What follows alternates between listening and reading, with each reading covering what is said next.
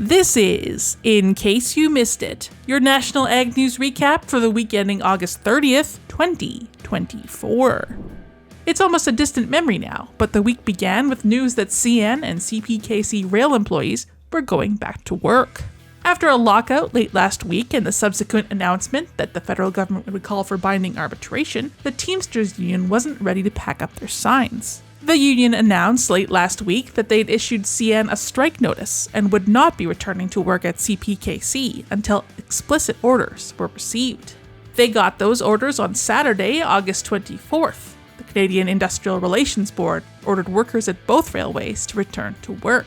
CPKC said they anticipated it would take several weeks for the rail network to fully recover.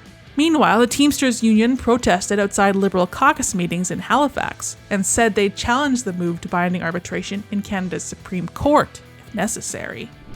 On Monday, Prime Minister Justin Trudeau announced that a 100% surtax would be levied on all Chinese-made electric vehicles starting in October. It's a move purported to protect the domestic auto sector. However, people were quick to express concerns on social media that canola would be caught in the crossfire. In 2019, China placed restrictions on Canadian canola and claimed it was for phytosanitary reasons. Canola industry officials contend it was retaliation after Canada detained Huawei executive Meng Wanzhou. The restrictions were lifted in 2022, shortly after Canada dropped extradition proceedings against her. The European Union also recently imposed tariffs on Chinese EV makers, shortly after China began anti-subsidy and anti-dumping investigations against European pork, dairy, and other products.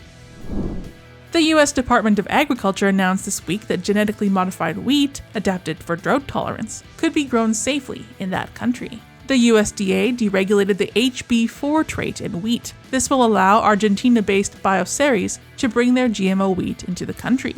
This pleased the U.S. National Association of Wheat Growers, who thanked officials for providing a robust, science-based process and a pathway for the HB4 drought-resistant trait in U.S. wheat. Bioceres will still need to conduct field trials, meaning the GMO wheat variety won't be in production in the near future. In case you missed these and other stories, visit the Glacier Farm Media Network. News that matters to farmers across Canada.